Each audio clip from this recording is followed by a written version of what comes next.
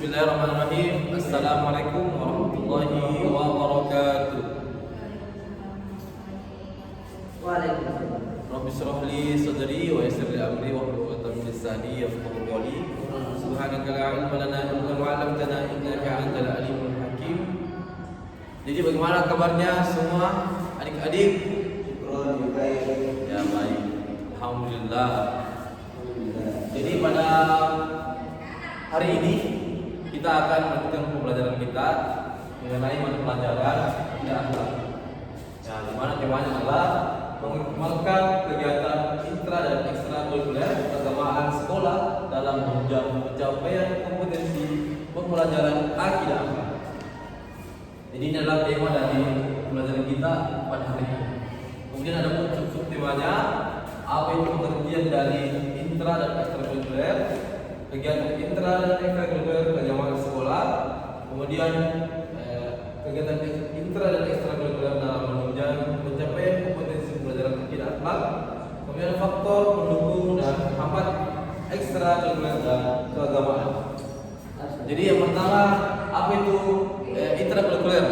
Jadi intrakurikuler adalah suatu proses belajar mengajar yang telah dijadwalkan oleh lembaga pendidikan. Jadi dia itu sudah terjadwal oleh sekolah dan adalah kegiatan ekstrakurikuler. Kemudian apa itu ekstrakurikuler? Ini adalah kegiatan belajar mengajar, tapi dia tidak dijadwal oleh sekolah. Nah, dia dijadwal di luar, maksudnya. Tapi dia termasuk dalam kurikulum. Nah, kemudian ini adalah pengertian dari intrakurikuler dan ekstrakurikuler. Dia ini terjadwal, sedangkan ekstra tidak. Kemudian kegiatan intra dan ekstrakurikuler keagamaan sekolah. Nah, jadi kalau kegiatan intrakurikuler keagamaan sekolah itu ya biasa kita lihat apa itu intrakurikuler yang bersifat keagamaan. Contohnya pembelajaran PAI. Ini adalah kegiatan belajar mengajar bersifat keagamaan sekolah. Kemudian kalau ekstrakurikuler itu ada biasanya rohis, apalagi remus. Ini adalah lembaga sekolah, lembaga yang bertujuan tentang keagamaan yang ada di sekolah. Kemudian kegiatan intra dan ekstrakurikuler dalam menunjang pencapaian kompetensi pembelajaran akidah akhlak. Ya, jadi kegiatan ekstra dan intra ini memang sinkron. Jadi apa yang didapatkan di ekstra itu bisa kita terapkan pada saat proses belajar mengajar mata pelajaran PAI misalnya. Ketika ada seorang siswa ini aktif di remus atau rohis misalnya, ini apa yang ada didapatkan di rohis, di lembaga rohis atau ekstrakurikuler rohis dan remus itu dia bisa terapkan di pada saat pelajaran pendidikan agama Islam contohnya. Kemudian sebaliknya, apa yang teman-teman dapatkan di pelajaran PAI atau intersekolah itu bisa diterapkan juga di lembaga eksternal sekolah. Jadi dia ini saling tergantungan antara ekstra dan intersekolah. Kemudian sehingga sangat kuat itu ilmu yang telah didapatkan oleh siswa.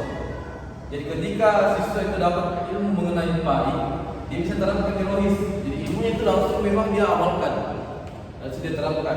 Kemudian ketika ada siswa belajar ekstrakurikuler di rohis, bisa juga diterapkan di pendidikan agama Islam, pelajaran agama Islam. Memang langsung dia teramalkan apa yang telah diketahui, sehingga ini menjadi potensi yang pembelajaran itu tidak sulit untuk dilupakan atau pembelajaran itu bersifat berkesan. Kemudian yang selanjutnya adalah bagian faktor pendukung penghambat ekstrakurikuler. Jadi faktor pendukungnya adalah biasanya itu pasti pembina, kemudian fasilitas, apa lagi? Kemudian siswa, dan siswa.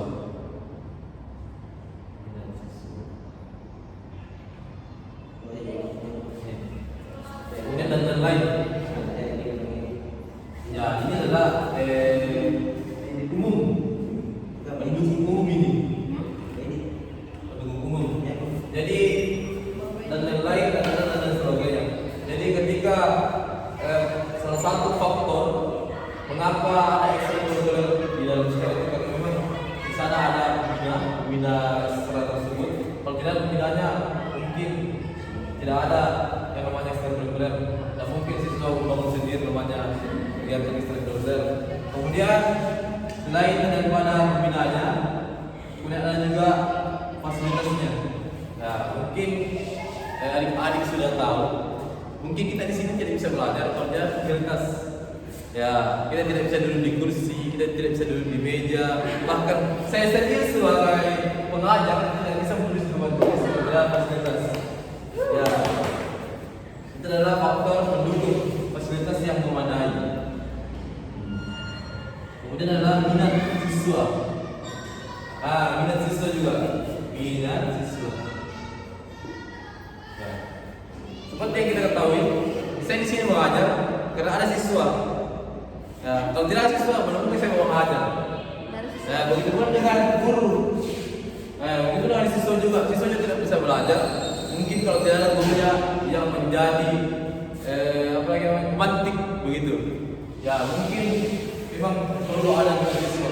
Siapa yang mau isi ekstrakurikuler? Kalau tidak ada minat dari siswa. Ya, mungkin masalah hambatannya itu yang sebaliknya lah. Tidak adanya pembina atau fasilitasnya tidak memadai. Kemudian tidak adanya minat siswa. Ya, jadi adik-adik sekalian, teman-teman sekalian, ya mungkin hanya itu yang sempat saya sampaikan mengenai materi kita pada hari ini. Bagaimana kita mengoptimalkan intra dan ekstrakurikuler yang ada di sekolah kita. Nah, memang kalau kita aktif di ekstra dan aktif di intra, kemudian di masyarakat itu kita tidak akan kaget mengenai bagaimana caranya. Misalkan di ROHIS itu dia akan dilatih tentang implementasi, sedangkan di sekolah itu biasanya tentang teori. Nah, jadi ketika kita terjun di masyarakat, ya kita sudah mengetahui keduanya, teori dan implementasi. Nah, mungkin hanya itu yang sempat saya sampaikan untuk teman-teman semua. Semoga bermanfaat. Dan apabila ada salah-salah kata dari saya, mohon dimaafkan.